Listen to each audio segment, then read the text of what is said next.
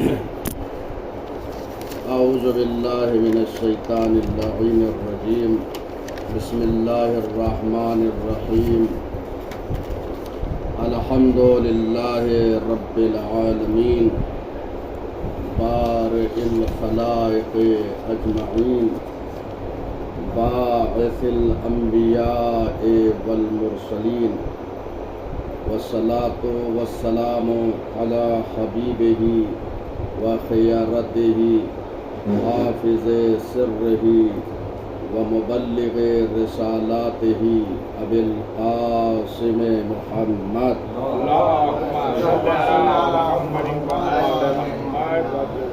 وآلہ الاطیبین الاطہرین الانجبین لا سیما بقیت اللہ فی الارضین روحی وارواح العالمین لقراب مقدمہ الفداء واللعن الدائم علی اعدائہم اجمعین من یومنا ھذا الی قیام یوم الدین اما بعد بسم اللہ الرحمن الرحیم لا يحب اللہ الجہر بالسوء من القول الا من ظلم وکان اللہ سمیعا بصیرا۔ سورہ نساء آیت نمبر 148 148 یہاں سے ہم آغاز کرتے ہیں اور انشاءاللہ 152 تک پہنچیں گے، جو درمیان میں آیتیں رہ گئی تھی اور اس سے آگے درس بڑھ گیا۔ السلام علیکم ورحمۃ اللہ وبرکاتہ۔ اس میں پروردگار دو مطلب کو بیان کرتا ہے۔ پہلے میں اس کا ایک ترجمہ کر دوں، اس کے بعد جو اس کی تفسیر ہے مختلف کتب تفاسیر سے مطالب کو میں نے نقل کیا ہے، انشاءاللہ آپ حضرات کی خدمت عالیہ میں پیش کرنے کی سعادت حاصل کریں۔ لا يحب اللہ الجہر بالسوء من القول، اللہ علانیہ بری بات کو پسند نہیں کرتا۔ کوئی کسی کی برائی جا کے کہیں کرے، یہ پروردگار پسند نہیں کرتا۔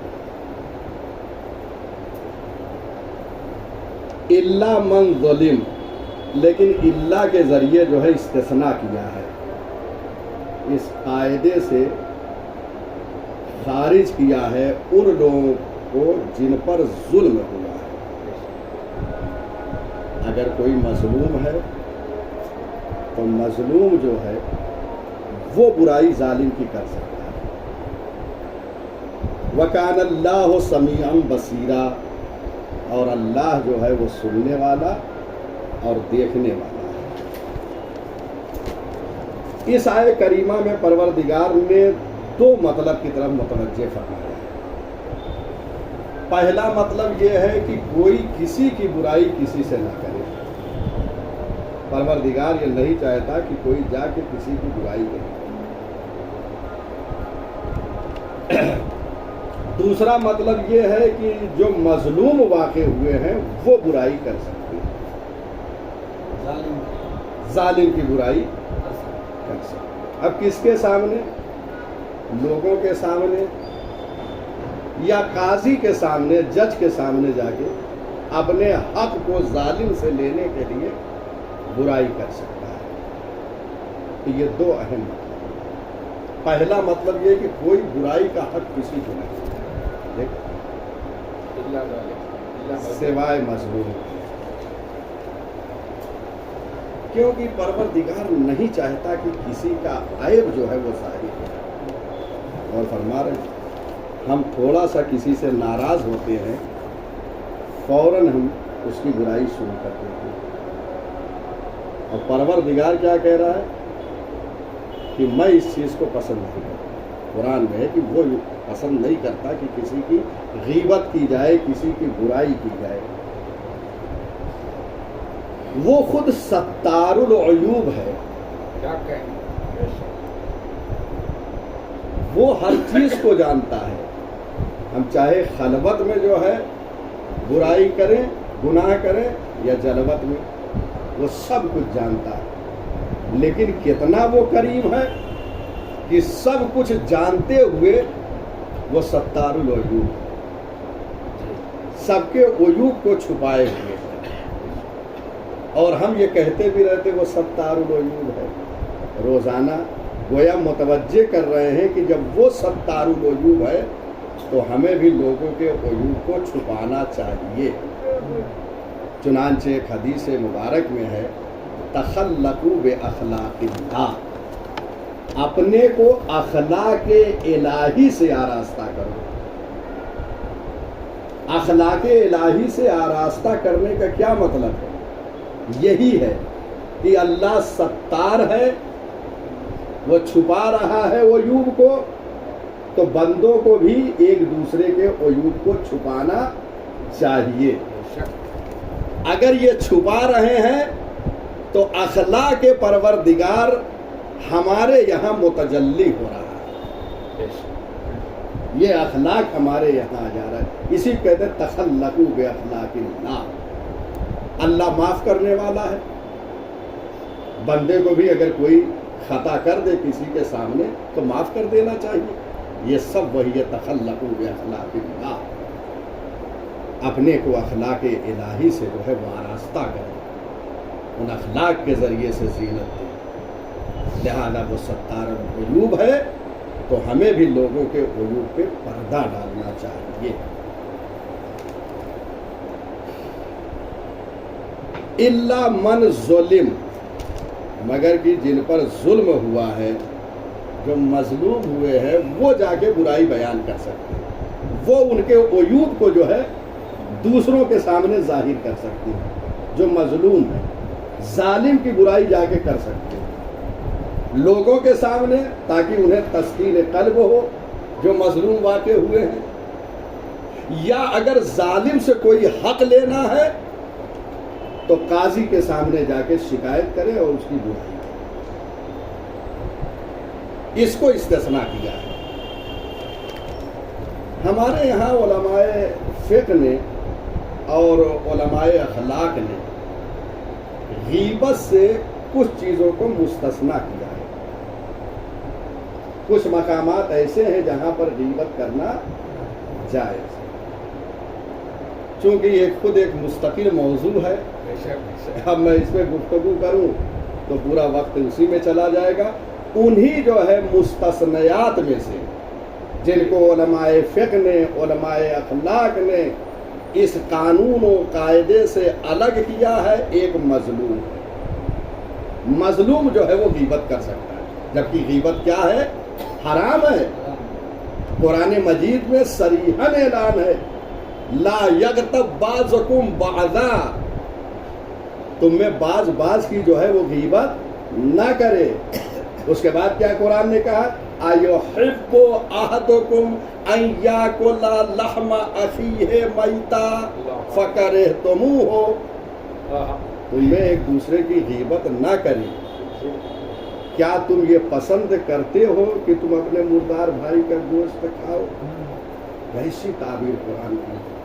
فکرہتموہ، تم اسے ناپسند کرتے ہو. اپنے مردار بھائی کا، یہ میں نے ظاہراً کسی کتاب میں، شاید اسی صحیفۃ الحقوق میں یا کسی اور کتاب میں نے اس پہ گفتگو کی ہے، اور علماء کے کلام سے ماخوذ چیزوں کو لے کر میں نے استدلال کیا ہے باقاعدہ. ہاں، ظاہراً اس میں صحیفۃ الحقوق ہی میں ہے، میں نے اس پہ گفتگو کیا. تو بہرحال ایک مورد یہ ہے کہ غیبت جہاں پر انسان کر سکتا ہے، جو مستثنیٰ قرار دیا گیا ہے، وہ کون ہے؟ مظلوم. غیبت کی تھوڑا سا اور تعریف کر دے بس. تعریف غیبت یہ ہے کہ ایک انسان جو ہے جا کے دوسرے کے سامنے اس کے عیب کو بیان کرے، اگرچہ وہ عیب اس کے اندر آیا جاتا ہو. اگر نہ پایا جائے، دیکھیے یہی فرق ہے، لوگ اس کو نہیں، اگر نہ پایا جائے بیان کرے تو اتہام ہے، تہمت ہے، بے شک ہوتا اور اگر وہ چیز پائی جا رہی تو اسے غیبت۔ بعض لوگ کہتے ہیں یہ چیز تو موجود ہے، دیکھ غور فرما رہے، عام طور پہ عرف عام میں بعض حضرات اس بات کی طرف متوجہ، ارے یہ چیز تو ان میں موجود ہے، موجود ہے تو بیان کرنا غیبت ہے۔ سب کھا کے بولتے ہیں بے شک۔ ہاں دیکھیے، اور اگر موجود نہ ہو تو تہمت ہو، غور فرما رہے ہیں۔ تو یہ ایک چیز میں، اور چونکہ مختلف اس کے موارد بیان کیے گئے جہاں غیبت جائز ہے، ایک ہلکا سا اشارہ کر دوں اس مطلب، چونکہ یہ مبتلا بے ہے اور روزمرہ کی زندگی میں جو ہے یہ چیز پیش آتی ہے، شادی کے سلسلے میں اگر کوئی شخص اپنے بچے کا کہیں رشتہ لے کر جائے اور وہاں کے حوالے سے اس گھرانے کو کسی سے کوئی پوچھے کہ بھئی کیسا گھرانہ ہے اور کیا ہے، اور ان میں جو عیوب ہے وہ بیان کر دے، تو یہ عیب بیان کرنا یہاں پر جائز ہے، اور فرما رہے ہیں یہ بھی مستثنا ہے۔ اسی طریقے سے اگر تجارت کوئی کر رہا ہے اور کسی کے ساتھ مشترک جو ہے تجارت کرنا چاہ رہا ہے اور معلوم ہوا کہ سابقہ اچھا نہیں ہے دوسرے شخص کا، تو اس کے سلسلے میں آپ جو ہے جو کچھ پایا جا رہا ہے وہ اس کے سامنے بیان کر سکتے ہیں۔ تاکہ اس کی مدد ہاں وَإِلَّا جو ہے معلوم ہوا 4 دن اس بیچارے کا بزنس چلے گا، اس کے بعد سابقہ اس کا اچھا نہیں، سارا کا سارا مال ڈوب جائے گا۔ لہٰذا آپ جو ہے ادھر متوجہ کر سکتے ہیں، یہ بھی مستثنا قرار دیا ہے۔ بہت ساری چیزیں میں نے کہا اگر میں صرف اس پہ گفتگو کروں تو 1 گھنٹہ کم از کم جو ہے اس غیبت پر جو ہے گفتگو کرنے میں صرف ہو جائے گا۔ لہٰذا انشاءاللہ اگر کسی اور موقع پر خدا نے توفیق عنایت کی تو گفتگو کریں انشاءاللہ المستعان۔ تو یہ وہ مقام ہے کہ جہاں پر انسان غیبت کر سکتا ہے، مظلوم غیبت کر سکتا ہے۔ اچھا، پہلے فقرے میں جو کہا گیا اللہ جو ہے برائی کو پسند نہیں کرتا، اب کسی بھی اعتبار سے، اب وہ چاہے، دیکھیں یہاں پہ کہا ہے نا لا یحب الجہر بالسوء من القول، یہاں پہ کہہ رہے جہر من القول، یعنی جو اس میں کہتے ہیں ہر قسم کا لفظی اظہار، یعنی لفظ کے ذریعے سے آپ جا کے اس کی برائی کریں۔ اب وہ لفظ چاہے شعر کی شکل میں ہو، بعض حضرات شاعر ہیں، کسی سے ناراض ہو گئے تو شعر کی شکل میں جو ہے اس کی برائی بیان کرتے ہیں، چاہے وہ جو ہے نثر میں ہو، کسی بھی عنوان سے ہو، وہ جو ہے آپ اس کی برائی، یا طنز ہو، طنزن جو ہے بعض کی برائی جو ہے وہ بیان کرتے ہیں طنز کے طور پر، یا اشارے کے ذریعے سے، چہرے کی اشارہ، چہرہ یہ بھی غیبت میں آ جاتا ہے، یہ بھی برائی میں شامل ہے۔ کوئی آیا، آپ معنی دار جو ہے آنکھ سے اشارہ ہوتا ہے، دیکھتے ہوں گے آپ استعمال میں، بعض تو ایسے ماشاءاللہ ماہر ہوتے ہیں کہ باتوں سے زیادہ آنکھوں سے باتیں پہنچا دیتے ہیں۔ بہرحال تو یہ 2 مطلب اس میں اہم ہے، اور یہاں پہ ایک چیز عرض کر دوں کہ علماء نے، فقہا نے جہاں حرمت غیبت پر استدلال کیا ہے آیات و روایات سے، وہیں اس آیت کو بھی پیش کیا ہے استدلال میں، یعنی لا یحب اللہ الجہر بالسوء من القول، اس سے جو ہے اس آیت کریمہ سے استدلال کیا ہے غیبت کی حرمت کا۔ جہاں ساری دلیلیں ہیں وہاں ایک دلیل یہ، پر یہی سے دونوں مطلب حاصل ہو گیا کہ غیبت جو ہے حرام ہے، یہ پہلے فقرے میں ہے، الا من ظلم سے یہ بتا دیا کہ غیبت سے کچھ لوگ مستثنا ہیں، ان میں ایک مظلوم ہے، الا کے ذریعے سے واضح کر۔ اچھا، اب غیبت میں ایک مسئلہ اور آتا ہے، عرض کر دوں کہ ایک شخص میں خود وہ عیب موجود ہے، وہ برائی موجود ہے، اگر اس کی برائی دوسرے سے کر رہا ہے تو یہ غیبت ہے، یہ حرام ہے، لیکن اگر خود اسی کو متوجہ کر رہا ہے جس کے اندر عیب ہے تو یہ حرام نہیں ہے، बल्कि उसको बउनवान नसीहत ये कह रहा है। और हदीस मुबारक में है अल मोमिनो मिरअतुल मोमिन, मोमिन मोमिन का आईना होता है। एक मोमिन दूसरे मोमिन के हुस्न खुल के आमाले सालेहा को देखकर अपने को संवार सकता है। ये आईना है। जैसे आईने में इंसान जब देखता है तो जो कुछ चीज इंसान के चेहरे पर है सबको नुमाया कर देता है। और फरमा रहे हैं ऐसे ही मोमिन मोमिन का आईना है, मोमिन को देखकर इंसान अपनी इस्लाह कर सकता है।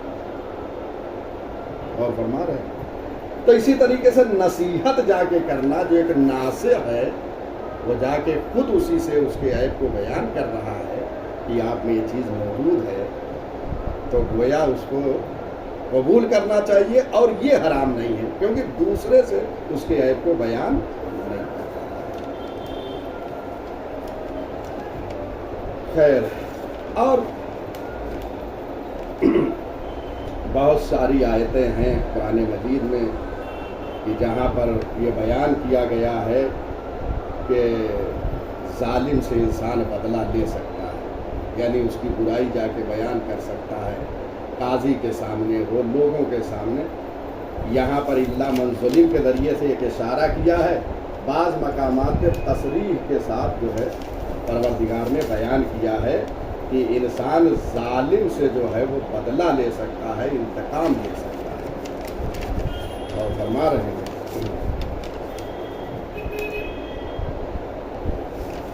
एक आयत सूरह शूरा में है, आयत नंबर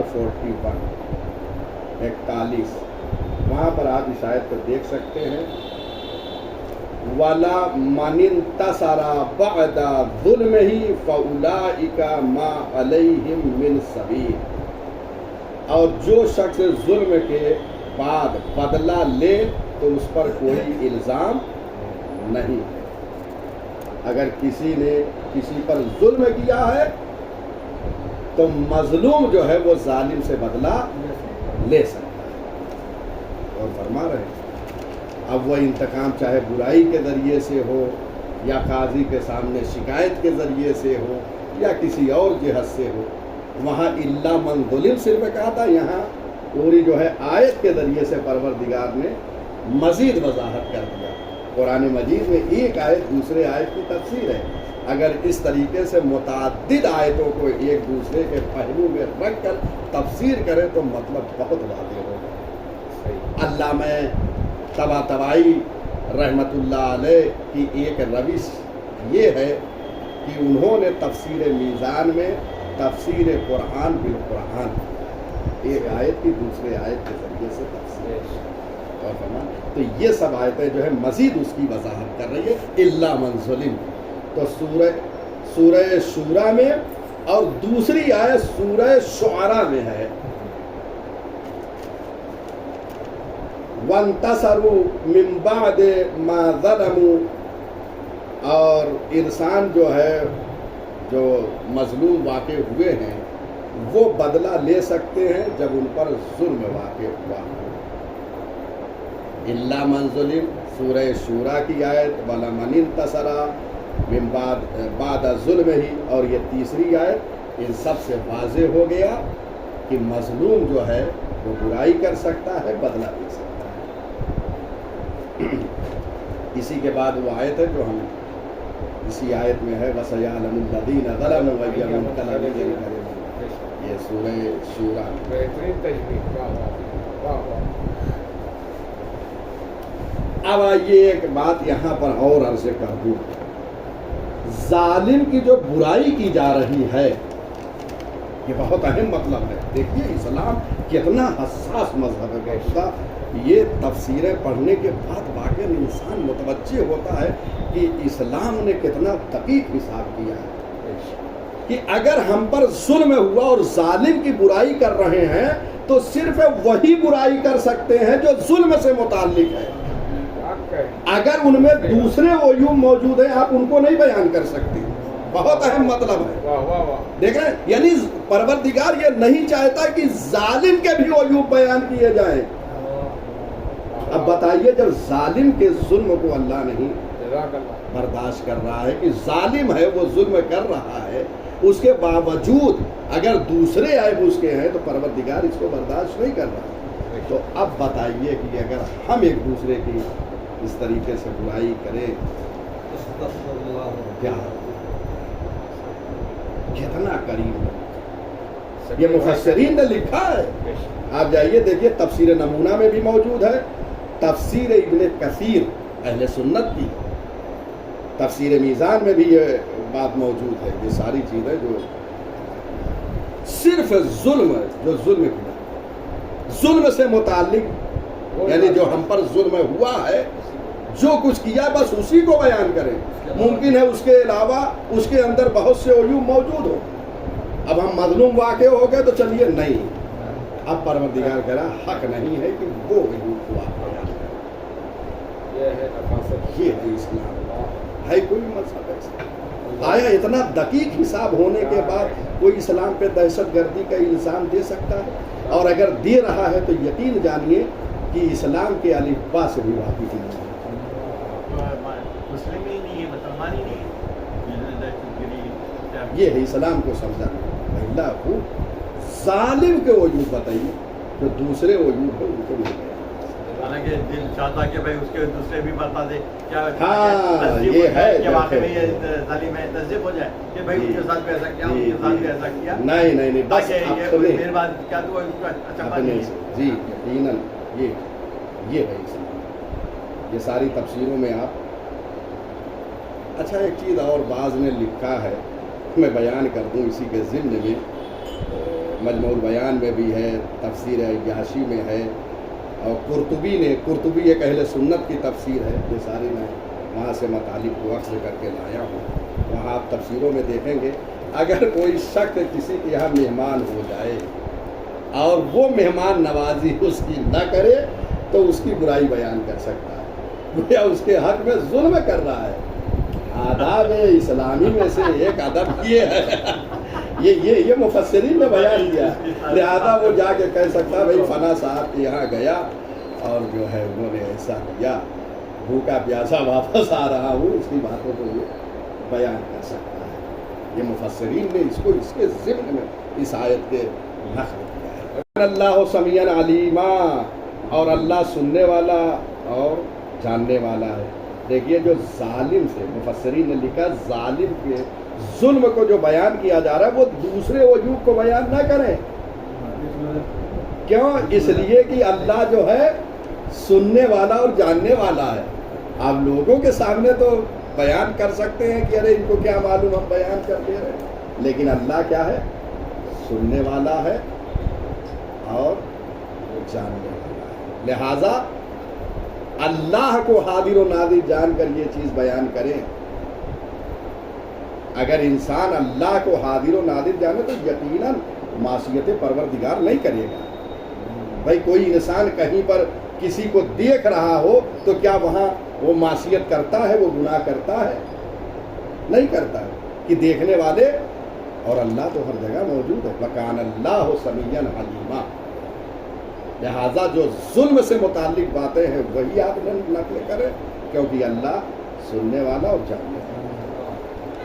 اب آئیے اس کے بعد کی آیت ہے، آیت نمبر 149، ان تبدوا خیرا او تخفوه او تعفو عن سوء فإن اللہ کان عفوا قدیرا۔ اگر تم نیکی ظاہر کرو، ان تبدوا خیرا، اگر تم نیکی ظاہر کرو، او تخفوه یا نیکی کو چھپاؤ، او تعفو عن سوء یا برائی کو معاف کر دو، فإن اللہ کان عفوا قدیرا، تو بے شک اللہ جو ہے وہ بخشنے والا اور قدرت والا ہے۔ یہ ترجمہ، یہ آیت جو ہے پہلی آیت کے مد مقابل اس کے برخلاف کچھ مطالب کو بیان کر رہی ہے۔ تو رفع الاشیاء بازدادها، اشیاء کو اس کے ضد سے اور اپوزٹ سے پہچانا۔ اگر پہلی آیت یعنی 148 میں یہ بیان ہوا کہ پروردگار کسی کی برائی کو پسند نہیں کرتا، تو یہاں فرما رہا ان تبدوا خیرا، اگر تمہارے ساتھ کوئی نیکی کرے تو اس نیکی کا اظہار کرو۔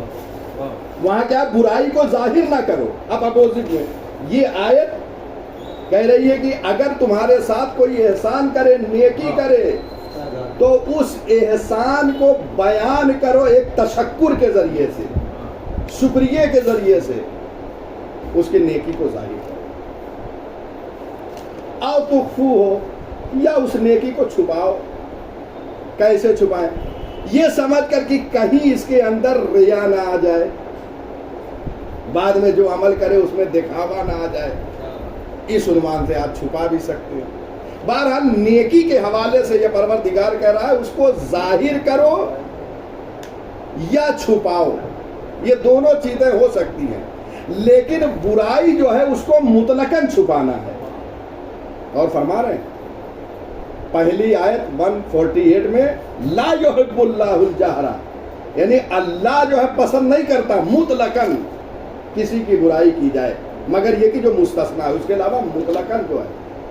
نیکی میں کیا ہے؟ نیکی میں یہ ہے کہ چاہے تو آپ بیان کریں اور چاہے تو چھپا دیں، دونوں چیزیں ممکن ہیں، لیکن برائی میں صرف اور صرف آپ کو چھپانا ہے۔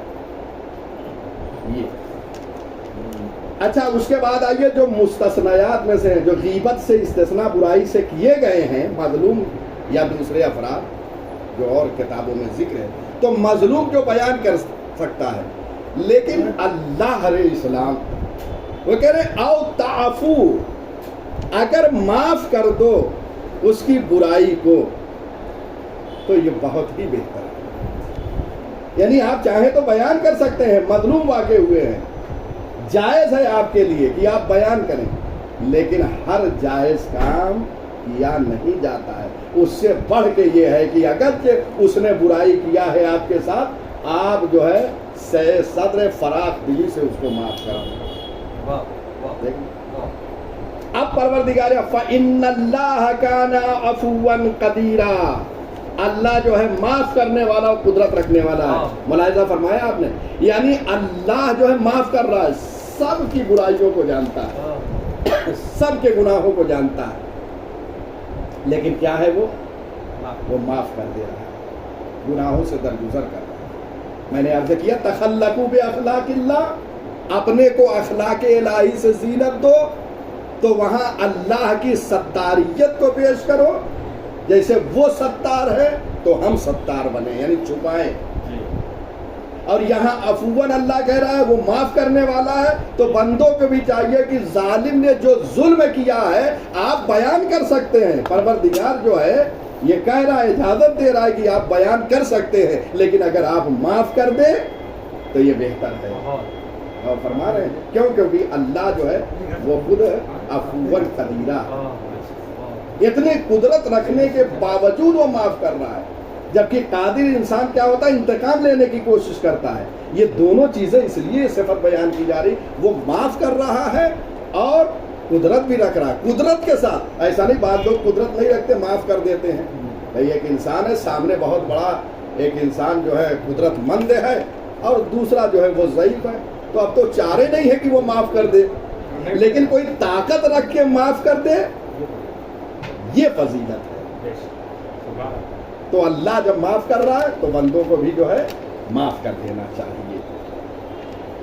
بہرحال یہاں دو چیزوں کو یہاں بھی بیان کیا ہے، وہاں مطلقاً جو ہے آپ کیا ہے برائی کو بیان کسی کی نہیں کر سکتے مگر جس پر ظلم ہے۔ یہاں آپ جو ہے وہ نیکیوں کو اظہار کریں، نیکیوں کو اظہار کریں۔ دوسرا مطلب کیا ہے؟ اگر آپ پر ظلم ہوا ہے، ٹھیک ہے آپ جو ہے بیان کر سکتے ہیں، لیکن جو ہے آپ اس کو معاف کر دیں تو یہ بہتر ہے۔ اور فرما رہے ہیں یہ دونوں۔ اب یہاں پر ایک ممکن ہے اعتراض ہو، یہ بہت اہم مطلب، ممکن ہے یہاں پر ایک اعتراض ہو کہ اگر ہم معاف کر دیں گے تو ظالم کو حوصلہ نہیں ملے گا، بالکل صحیح بات، بہت صحیح، اور ظلم کرے گا۔ ہے بجائے اعتراض ہے، یہ ہر ایک کے ذہن میں آ سکتا ہے اعتراض کہ اگر ہم ظالم کو معاف کر دیں تو اس کا ظلم تو اور بڑھے گا۔ اس اعتراض کو یہاں حل کرنا ہے، کیونکہ پروردگار یہ دعوت دے رہا ہے کہ معاف کر دو، تو اگر معاف کر دے تو ظالم کا ظلم ہے اور بڑھے گا. یہ اعتراض ممکن ہے. ہاں تو کہتے ہیں کہ اگر آپ وہاں کے مطلب کو جو بیان ہوا الا من ظلم پہلی آیت میں 148 میں اور 149 میں کانا عفواً اور تعفو فإن اللہ کانا، آپ معاف کر دیں کیونکہ اللہ معاف کرتا ہے. تو وہاں پہ تو کہہ رہا ہے کہ آپ جو ہے برائی کریے، آپ انتقام لے سکتے ہیں. پھر یہاں پہ پروردگار کہہ رہا ہے کہ آپ معاف کر دیجیے. تو یہ دونوں چیزوں میں تو تضاد ہے، تعارض ہے، ٹکراؤ ہے. کہ معاف کرنے کو کہہ رہا برائی بھی کرے ظالم کی، تو اس کے ظلم اور بڑھاوا ملے گا. تو کہتے ہیں ہاں اگر ابتدائے نظر میں آپ یہ دیکھیں گے تو ایک ٹکراؤ کی صورت ہے، لیکن قرآن مجید میں ٹکراؤ نہیں. خود ظالم کے ظلم پہ نظر کریں. اگر ظالم جو ہے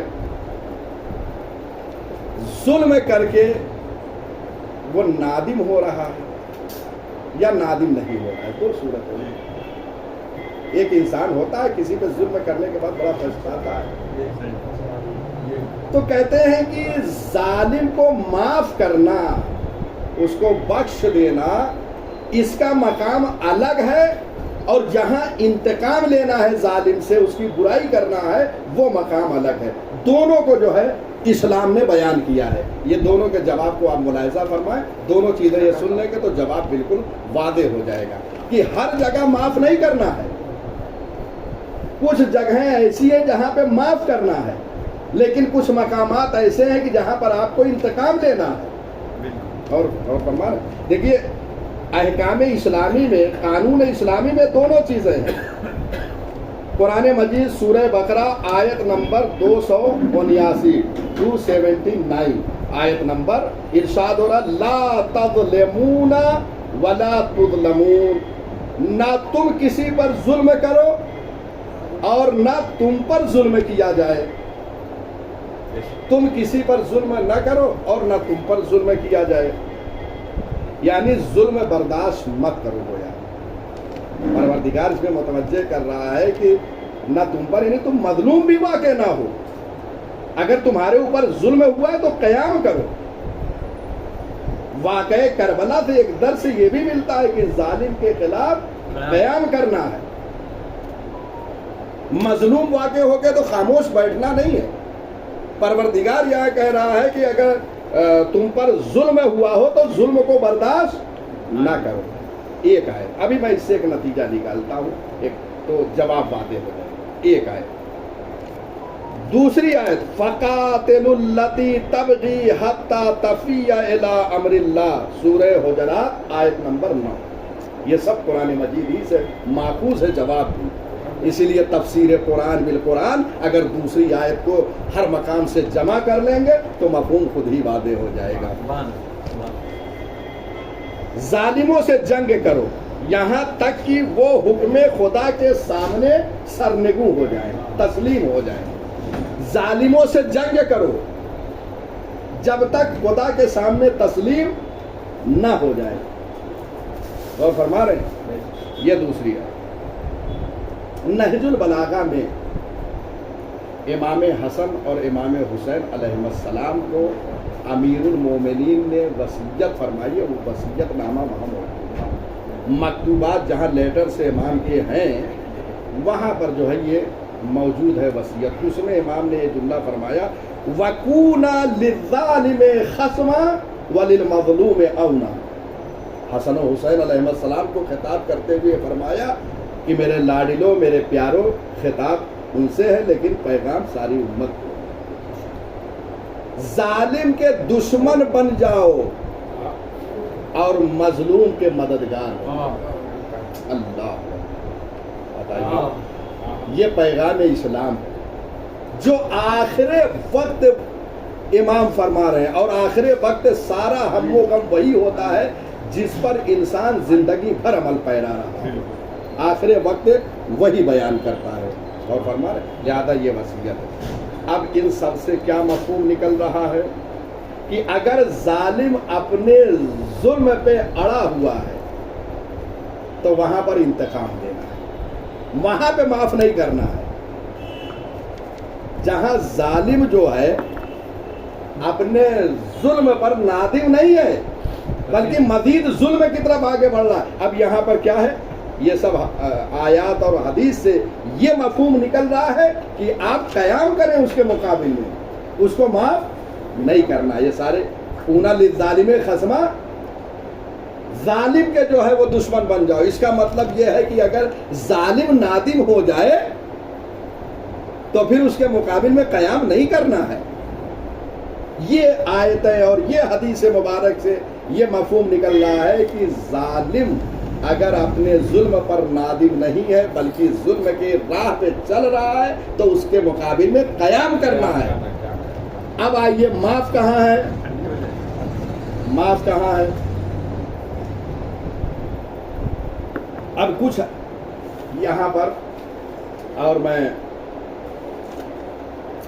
حدیثیں پیش کر رہا ہوں آیتیں کہ وہی مفہوم ہے کہ اگر ظالم جو ہے اپنے ظلم پر نادم ہو جائے تو یہ مقام ہے کیا کہ اس کو اب قیام نہیں کرنا ہے اس کے، کیونکہ خود تقصیر کرنے والا یہ اقرار کر رہا ہے کہ مجھ سے غلطی ہو گئی تو پروردگار خود ایسے جگہ پہ جہاں انسان نادم اور پشیمان ہو جاتا ہے معاف کر دیتا ہے، درگزر کر دیتا ہے. اور فرما رہے تو اگر آپ دونوں آیتوں کو دیکھیں گے تو وہلے نظر ابتدائی نظر میں جو ہے دونوں میں تعارض اور ٹکراؤ ہے، لیکن جب آپ تحلیل کریں گے دوسری آیتوں کو لا کے احادیث مبارکہ کو تو یہ تعارض اور ٹکراؤ ختم ہو جائے گا. اس میں دو مفہوم ہے. ایک مفہوم اگر ظالم اپنے ظلم کی راہ پہ چل رہا ہے تو وہاں اسے معاف نہیں کرنا ہے بلکہ اس کے مقابل میں قیام کرنا ہے، اس کی برائی کرنا ہے، اس سے انتقام لینا ہے. لیکن اگر وہ نادم ہو جا رہا ہے تو آپ کیا کریں؟ اس کو معاف کر دیں. یہ دعوت دے رہا ہے. چنانچہ دیکھیے یہ سورہ نور آیت نمبر 22 وَلْيَعْفُوا وَلْيَصْفَحُوا أَلَا تُحِبُّونَ أَن يَغْفِرَ اللَّهُ لَكُمْ. چاہیے کہ یہ لوگ جو ہے معاف کر دیں اور درگزر کریں. کیا تم دوست نہیں رکھتے ہو اس بات کو کہ ان یغفر اللہ لکم، اللہ تمہیں جو ہے وہ معاف کر دے. تو اگر انسان سے کوئی جو ہے ظلم واقع ہوا ہے اور وہ نادم ہے تو چاہیے کہ اسے معاف کر دے. کیا تم اس بات کو پسند نہیں کرتے؟ اس کے بعد آپ دیکھیے ایک حدیث مبارک ہے. امام علی علیہ الصلوۃ والسلام نے فرمایا میزان الحکمت،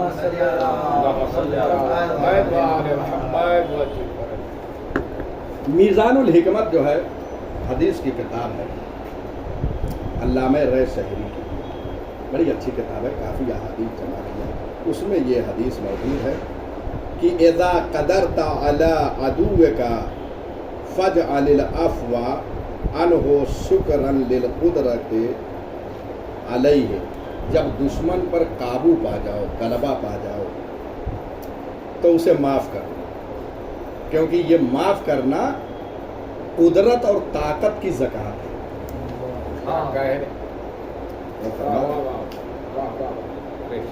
یعنی دشمن جو ہے مغلوب ہو گیا ہے، ہم غالب آ گئے، تو اب یہاں پر اس کو معاف کر دینا یہ زکوٰۃ ہے. ہر چیز کی ایک زکوٰۃ ہے.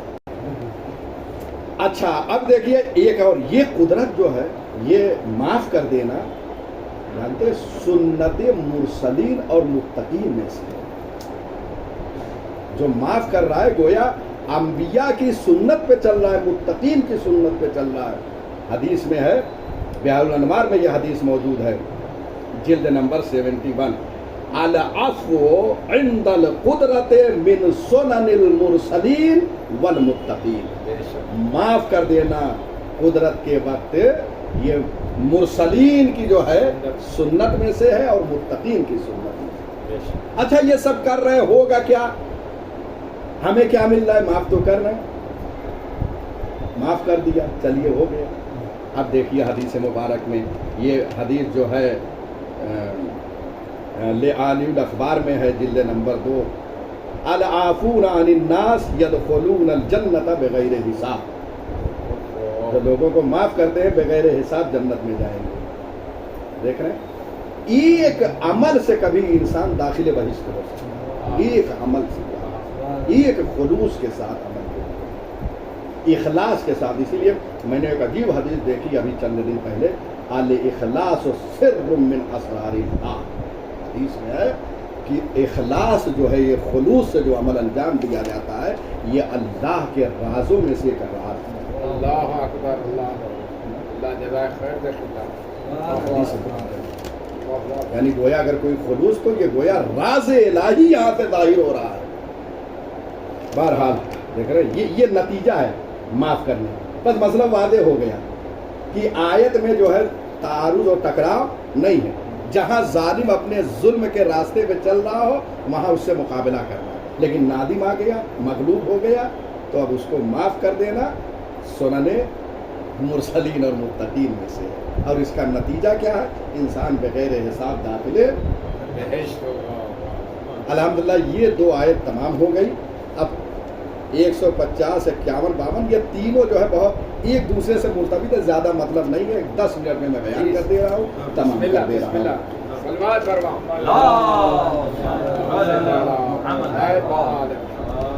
ان الذين يكفرون بالله ورسله ويريدون ان يفرقوا بين الله ورسله ويقولون نؤمن ببعض ونكفر ببعض ويريدون ان يتخذوا بين ذلك سبيلا اولئك هم الكافرون حقا واعتدنا للكافرين عذابا مهينا.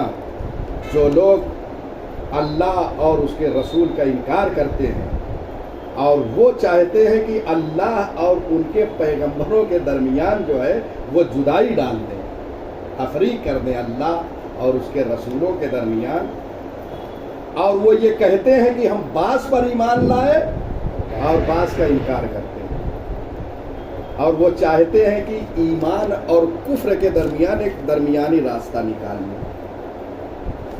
اور فرما رہے ہیں، قرآن کہہ رہا اولئک هم الکافرون حقا، یہ درمیانی راستہ اختیار کر رہے ہیں کفر اور ایمان کے درمیان. اللہ یہ کہہ رہا ہے کہ یہی حقیقت میں کافر ہے، یہی. لیکن والذین آمنوا، اور جو لوگ ایمان لائے اللہ پر اور اس کے رسولوں پر، ولم یفرق بین احد منہم، اور ان کے درمیان جو ہے وہ تفریق نہیں کیا، رسولوں کے درمیان اور اللہ کے درمیان یا خود رسولوں کے درمیان، یہی لوگ وہ ہیں کہ جنہیں اللہ کے یہاں سے اجر و ثواب عطا کیا جائے گا. وکان اللہ غفور رحیمہ، اور اللہ معاف کرنے والا اور رحم کرنے والا ہے. یہ تینوں آیتوں کا ترجمہ. یہ تینوں آیتوں میں 2 مطلب کو بیان کیا گیا ہے. مفسرین نے یہ کہا ہے، تفسیر صافی میں یہ مطلب بیان ہوا ہے. الحمدللہ آپ نے دیکھا ہوگا تفسیر صافی کو، موجود ہے اردو میں بھی ظاہر ہے تفسیر صافی. تو جیسے آپ تفسیر نور الثقلین ہے ویسے ہی تفسیر صافی. اس میں یہ ہے کہ یہ آیت یہودیوں اور عیسائیوں کی ہے، لیکن جو ایسا عمل کرے وہ سب کو شامل ہے. اس لیے کہ قرآن مجید پہلے ایک شان نزول ہوتا ہے، پھر جس کے اندر وہ صفت پائی جائے گی وہ بھی اس میں شامل ہو جائے گا. فائل پر امپلیمنٹ کرتا ہے. جی. تو یہ یہود اور نصارہ یہ لوگ کیا کرتے تھے؟ یہودی حضرت عیسیٰ کو نہیں مانتے، وہ حضرت موسیٰ کو مانتے تھے لیکن حضرت عیسیٰ کو نہیں مانتے. یہودی کیا کرتے تھے؟ جناب موسیٰ کو مانتے تھے، عیسیٰ کا انکار. عیسائی جناب عیسیٰ کو مانتے تھے، جناب موسیٰ کا انکار، اور خود ختمی مرتبت کا. یہ دونوں مل کے ہمارے نبی کا انکار کرتے ہیں. یعنی یہودی اور عیسائی جو ہے آخری ہمارے جو نبی ہے ان کو نہیں مانتے اور مانتے بھی نہیں آج تک. البتہ وہ عیسائی جو حضرت عیسیٰ علیہ السلام کے زمانے میں ایمان لائے وہ عیسائی مراد نہیں ہے، وہ تو داخل بہشت، ہاں، جنہوں نے انحرافی شکل اختیار کی. یہ تو یہ جو ہے اب دیکھیے یہ کیا ہے، بعض پیغمبر کا ان لوگوں نے انکار کیا اور بعض کا اقرار کیا. تو اللہ اور اس کے رسولوں کے درمیان جدائی ڈال دیا، پیغمبر کے درمیان اور اللہ کے. اللہ کو مان رہے ہیں، ہمارے نبی کو تسلیم نہیں کر رہے ہیں، ان پر ایمان نہیں لائے. قرآن کہہ رہا ہے یہ درمیانی راستہ اختیار کر رہے ہیں، اللہ کہہ رہا ہے یہی حقیقت میں کافر ہے، اور فرما رہے ہیں ہاں ایک ہی جگہ قرآن میں آ جاتا میرے خیال سے پکا کافر یہ ہے. ہاں پکا، ایسا اردو میں پکا ہے. حیدرآبادی لگی پکا. جی جی. تو بہرحال اب یہ ہے، دیکھیے کیا ہے یہ اللہ نے کیوں کہا یہ حقیقت میں کافر ہے.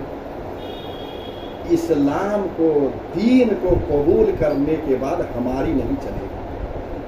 بہت اہم بات کہہ رہا ہوں، میں یہ کہہ رہا ہوں، میں یہاں چلے گا رہی عیسائی تو یہودی یہی تو کہہ رہے ہیں، ہم یہ کر رہے ہیں، ہم اللہ نے کہا یہ تو کافر ہے. یعنی وہ کیا ہے اپنے مزاج کا دین تلاش کر رہے تھے، ہم جو تسلیم کرنے وہ دین ہے. اور فرما رہے ہیں اسلام اور دین میں آنے کے بعد قانون الہی، قانون معصومین پہ عمل کرنا ہوگا، آپ کی نہیں چلے گی. اور اگر کوئی اپنی چلا رہا ہے تو مزاجن وہ یہودی اور عیسائی ہے، تیسرا راستہ درمیان کا. غور فرما کتنے اہم مطابق لوگ اپنے مزاج کے ہیں، ایسے جو اپنے مزاج کے مطابق ہر چیز کو چاہتے. بخدا ہم نے دیکھا کہ بعض جگہ پہ احکام الہی کو لوگ اپنے مطابق چاہتے ہیں. ابھی میں بیان کروں گا چونکہ یہ ہو جائے. ہاں تو وہی اللہ دیکھیے کتنا سخت ہے. یہاں مزاج ہمارا نہیں چلے گا، احکام الہی چلے گا، حکم الہی چلے گا. شریعت وہی شریعت، وہی دین جو اللہ کہہ دے وہی دین ہے، وہی قانون ہے، وہی شریعت ہے. یہاں کسی کی چلنے والی نہیں ہے اور اس پہ سخت پابند ہونا پڑے گا. سرکار سید الشہداء امام حسین علیہ الصلوۃ والسلام جب مدینۃ الرسول سے تشریف لے جا رہے تھے تو وہاں پر ایک جملہ ملتا ہے کہ امام نے فرمایا اريد ان آمر بالمعروف والنهی عن المنکر. میں ارادہ رکھتا ہوں کہ میں امر بالمعروف کروں اور نہی عن المنکر. ماشاءاللہ ہمارے خورشید بھائی دیکھیے ذاکر اہل بیت بھی تشریف فرما ہے، کتابوں میں مطالعہ ہے، افراد نے بھی دیکھا ہوگا امر بالمعروف نہی عن المنکر کے کچھ شرائط ہیں یا نہیں ہے. اگر سامنے والا اثر کو قبول نہیں کر رہا ہے تو آپ پر واجب، جان کا خطرہ ہے تو واجب نہیں. امام نے کیا فرمایا کہ میں امر بالمعروف کرنے کا، جان کا خطرہ ہے یا نہیں. امام نے کیوں کہا؟ بہت اہم مطلب بیان کر رہا ہوں. امام نے اس لیے قیام کیا، اگر امام یہاں قیام نہ کرتے تو دین ہی ختم ہو جاتا، اس لیے امام نے قیام کیا. جہاں پر دین احکام الہی پامال ہو جائے وہاں پر ضروری ہے کہ انسان قیام کر دے، اس لیے امام نے کہا. وہاں وہ شرائط امام نے اسی لیے مد نظر نہیں، وہاں کے لیے شرائط نہیں ہے، یہ عام حالات میں ہے. آپ دیکھ رہے برائی کر رہا، آپ جا کے اس کو سمجھائیے، اور اگر دیکھ رہے ہیں کہ آپ کے اوپر حملہ کر دے گا تو آپ پر واجب نہیں ہے. لیکن اگر اساس اسلام پر کوئی حملہ آور ہو جا رہا ہے اور دین جو ہے وہ تبدیل کر رہا ہے تو وہاں پہ شہادت کو گلے لگانا ہے. یہ ہے اسلام. اور اس کے بعد کیا ہے، یہی کافر ہیں اور حقیقی کافر، اور ان کے لیے سخت عذاب ہے. سخت عذاب کیوں ہے؟ اس لیے کہ کام بھی ایسا ہے، جیسا کام ہے ویسی سزا ہے.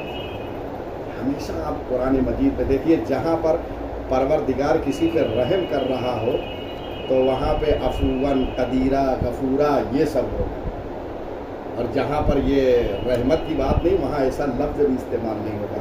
یہ قرآن مجید کی بلاغت اور فصاحت وہ ارشاد جو ہے. اللہ اکبر. تو یہ بہرحال اب آئیے، اب جو تفریق، یہ کفار کی بات ہو گئی.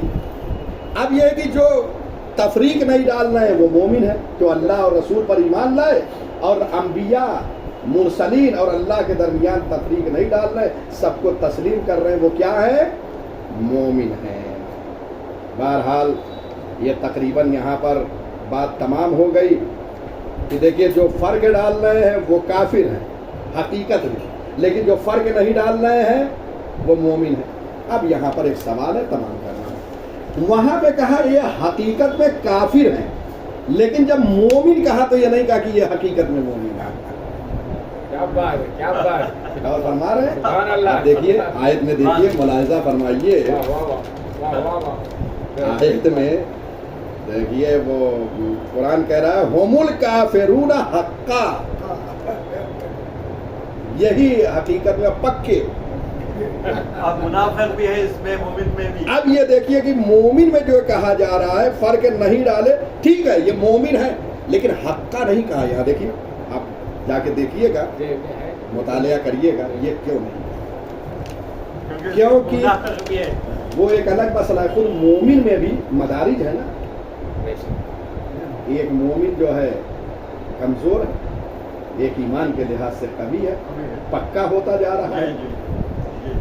कहते हैं कि ये तन्हा अल्लाह हो, रसूल और आइम्मा पर ईमान लाने के बाद इंसान मोमिन हो जाता है, लेकिन और मदारिज जो पक्का होने के लिए और कुछ चीजों की जरूरत है। वो क्या जरूरत है, अब वो बयान कर रहा हूं, जहां खुद कुरान ने कह दिया कि ये हकीकी मोमिन है, हक्का पक्के मोमिन। अब वो आ रहा है, वो मुलाहिजा फरमा लीजिए तमाम कुरान मजीद में सूरह मुबारक अनफाल, उसमें जो है ये आयतें मुसलसल मौजूद है। बस पढ़ रहा हूँ, इसी को तमाम कर रहा हूँ। उसके बाद कुरान कह रहा कि ये हक्का यानी पक्के मोमिन है। देखिए, इज़ा ज़ुकिरल्लाहु वजलत क़ुलूबुहुम इन्नमल मुमिनून अल्लज़ीना, ये है मुसलसल, वहाँ जाके आप मुलाहिजा फरमाएंगे। सूरह अनफाल में इब्तिदा ही में है ये आयत है। सूरह अनफाल देखेंगे तो शुरू ही में एक दो आयत के बाद ये सूरह है। इन्नमल मुमिनून अल्लज़ीना इज़ा ज़ुकिरल्लाहु वजलत क़ुलूबुहुम व इज़ा तुलियत अलैहिम आयातुहु ज़ादतहुम ईमाना व अला रब्बिहिम यतवक्कलून अल्लज़ीना युक़ीमूनस-सलाता व मिम्मा रज़क़नाहुम युनफ़िक़ूना उलाइका हुमुल मुमिनून हक़्क़ा। सुभान अल्लाह, सुभान अल्लाह। और फरमा रहे जज़ाकल्लाह खैर। कितनी चीजें बयान की, 5 चीजें यहाँ पे और बयान कर रहे, अल्लाह और रसूल पर और ईमान। अच्छा, यहाँ पे वली का क्यों जिक्र नहीं किया, इम्मा का? क्योंकि अल्लाह पर ईमान और रसूल पे मुकम्मल है ही नहीं जब तक कि इमामत पर ईमान ना हो। ये एक अलग बहस है, इंशाअल्लाह किसी और मौके पर। बहरहाल ये ईमान लाने के बाद ये भी अंजाम देना है। क्या है? मोमिन वो है, बताए कि मोमिन वो है इज़ा ज़ुकिरल्लाह वजलत क़ुलूबुहुम, ईमान वाले तो वो हैं कि जब अल्लाह का जिक्र किया जाता है तो उनके दिल जो है वो हिल जाते हैं। एक वइज़ा तुलियत अलैहिम आयातुहु ज़ादतहुम ईमाना, और जब आयात इलाही की उनके सामने तिलावत होती है तो उनके ईमान में इजाफा हो। अब आयात इलाही क्या है?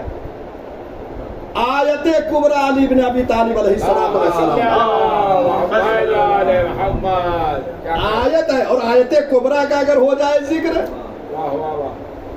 और फरमा रहे हैं आयत कुबरा अली इब्न अबी तालिब अलैहिस्सलाम, जब आयात इलाहिया की तिलावत होती है तो इनके ईमान में इजाफा होता है। ज़्यादा जो मौला के फजाइल ज़्यादा पढ़े जाते हैं इसलिए ताकि मोमिन के ईमान में, यही से ये आयत कुबरा वो है भाई, सबसे बड़ी जो चीज़ होगी उसी को तो ज़्यादा पेश किया जाएगा। यहाँ आयात है और वो आयत कुबरा है। और फरमा रहे हैं दो, तीसरी चीज़ वाला रब्बिहिम यतवक्कलून, ये मोमिनीन वो हैं जो अपने रब पर तवक्कुल करते हैं। गैरस खुदा किसी पे भरोसा न चाहिए। वही मोमिनीन वो हैं जो अपने रब पर एतमाद करते हैं, भरोसा करते हैं, तवक्कुल करते हैं। इसकी तशरीह अगर बखुदा बयान किया जाए तो 1 घंटा चाहिए। तवक्कुल, रज़ा है, ये सब सारी चीज़ें, रिज़म बेक़ज़ा ही व तस्लीमन ले अमरे, तस्लीम, रज़ा, तवक्कुल, ये बहुत करीब करीब एक दूसरे के मफ़हूम है। और जब इल्म इरफान में जाके इसकी गुफ्तगू होगी तो यकीनन आप वज्द में आ जाएंगे। ये एक अलग मफ़हूम है। इंशाअल्लाह किसी और मौके पर क्या करूँ, बहुत सारे मसाइल हैं, नहीं पहुँच सकता। ये और क्या, 3 सिफ़ात। पहली, इनके दिल हिल जाते हैं जब ज़िक्र इलाही होता है और आयात इलाहिया की तिलावत होती है तो ईमान में ज़्यादा इजाफा होता है। अपने रब पर ये तवक्कुल करते हैं। अल्लज़ीना युक़ीमूनस-सलाह, ये नमाज को कायम करते हैं। 4, 5वीं सिफ़त वमिम्मा रज़क़नाहुम युनफ़िक़ून, और जो कुछ अल्लाह ने इनको दिया है उनमें से इन्फाक करते हैं, अल्लाह की राह में खर्च करते हैं। یہ 5 چیزیں بیان کر کے قرآن نے کہا اولئک هم المؤمنون حقا. ان آیتوں کو جو ہے یہاں پر رکھ دیجئے گا، تب جا کے مفہوم